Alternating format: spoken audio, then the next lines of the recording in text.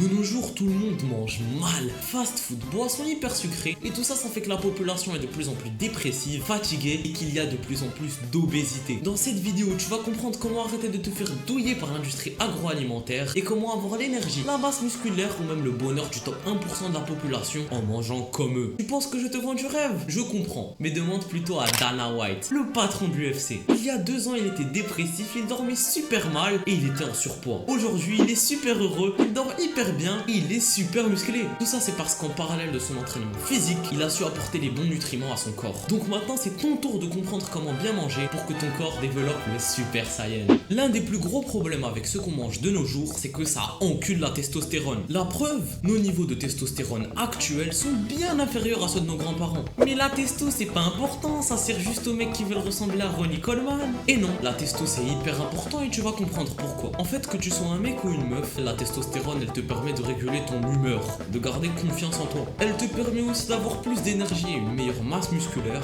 Donc, pour augmenter la testo, on va faire simple. Tu arrêtes de manger tous ces aliments hyper transformés. Le McDo, les céréales type Chocapic, tu vas remplacer tout ça par des aliments très peu, voire pas du tout transformés. Par exemple, pour le petit-déj, au lieu de prendre tes céréales Chocapic qui sont passées par 10 000 usines et dans lesquelles on a rajouté 1,5 kg de sucre et de perturbateurs bizarres, tu prends des œufs et du fromage blanc. Tu comprends clairement que les œufs, ils viennent de la poule du fermier à ton assiette. Tu peux identifier clairement le trajet qu'ils ont fait. Donc c'est un aliment non transformé, c'est bon pour ton corps. Tu penses que tu peux quitter la vidéo? Mais quoi? Il y a un truc encore pire que le manque de testostérone. Mesdames et messieurs, faites place aux perturbateurs endocriniens. Ce sont des polluants chimiques qui sont présents dans l'eau, dans l'air, dans le plastique et même dans les aliments que tu consommes. Ils dérèglent tes hormones et ça fait vraiment pas du bien à ton corps. Parmi les hormones qu'ils dérèglent, tu retrouves entre autres la dopamine et la sérotonine, les fameuses hormones du bonheur, et surtout notre fameuse testostérone. Donc ces perturbateurs endocriniens, déjà ils peuvent niquer ta testo, mais ils peuvent aussi niquer plein d'autres hormones super importantes pour ton corps. Pour faire plus clair, se prendre ces fameux perturbateurs endocriniens, c'est prendre le risque d'avoir de la dépression, du diabète ou même des cancers. Donc crois-moi, tu veux vraiment les éviter. Mais comment faire? Eh bien c'est simple. Dans un premier temps, tu diminues ta consommation de lait et de produits laitiers. L'homme est le seul animal qui prend du lait après son enfance, donc tu comprends que tu n'es pas fait pour en prendre des litres tous les jours après tes 40 ans mon gars. Pour te faire simple, dans les produits laitiers, tu as 2 trucs à retenir. Le calcium, qui est excellent pour ton corps. Le lactose, c'est mauvais pour ton bide au-delà d'une certaine dose parce que c'est très difficile à digérer. Après, pour le lait, j'ai un hack de fou pour toi. Achète du lait sans lactose. C'est un putain de banger les gars.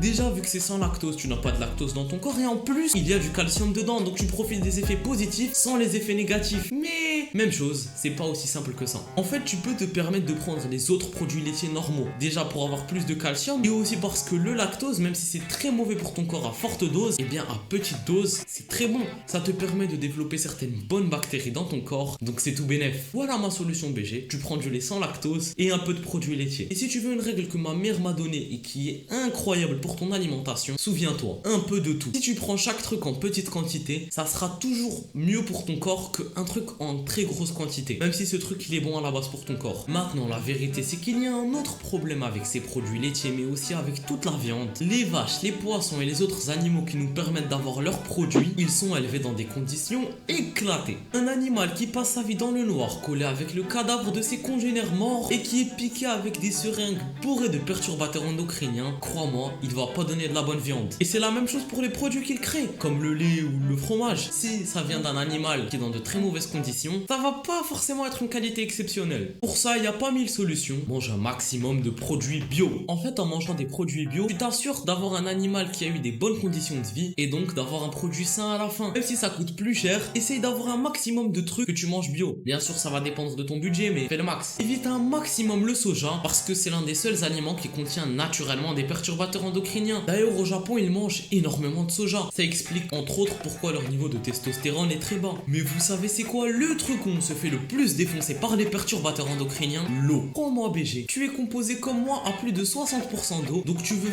vraiment éviter que plus de la moitié de ton corps soit composé de perturbateurs endocriniens. Déjà l'eau du robinet c'est bourré de perturbateurs endocriniens, donc c'est ciao. Et moi je bois pas l'eau du robinet, je bois l'eau en bouteille, donc c'est bon. Malheureusement ça ne passe pas non plus parce qu'elle est bourrée de microplastiques qui sont des perturbateurs endocriniens. Donc on fait quoi? On boit pas d'eau? Bon, je vais te donner la solution miracle, tu dois acheter une fontaine qui filtre l'eau. La vérité c'est que tu fais des économies en l'achetant, puisque tu n'achètes plus jamais de bouteille d'eau dans ta vie. Donc sur 10 ans, acheter une fontaine à eau qui filtre l'eau du robinet et acheter des bouteilles chaque mois, la fontaine à eau devient rapidement moins chère. Un autre point sur lequel on se fait niquer par l'industrie agroalimentaire, c'est les fruits et les légumes. Le problème, c'est qu'un fruit aujourd'hui est beaucoup moins vitaminé qu'un fruit il y a 100 ans par exemple. Et tout ça, c'est à cause de quoi? Des pesticides. Parce que même si t'en mets pas directement sur le fruit, ça reste dans l'air et dans la terre. Plus on met de pesticides, plus il y en a partout et moins il y a d'intérêt à les manger pour notre corps. Bon, pour ça aussi, il n'y a pas mille choix, tu manges bio. Parce qu'en mangeant bio, tu élimines 80 à 90% des pesticides, ce qui te permet d'avoir un fruit qui est quand même bien meilleur que le gars qui achète ses fruits pas bio. Donc, pour conclure, tu manges le moins transformé possible, tu manges un maximum de fruits, légumes et viande bio, tu achètes un filtre à eau et tu manges un peu de tout. Avec tout ça, ton corps il est bien et j'espère que tu auras une bien meilleure énergie pour pouvoir éteindre tous les projets que tu as dans ta vie.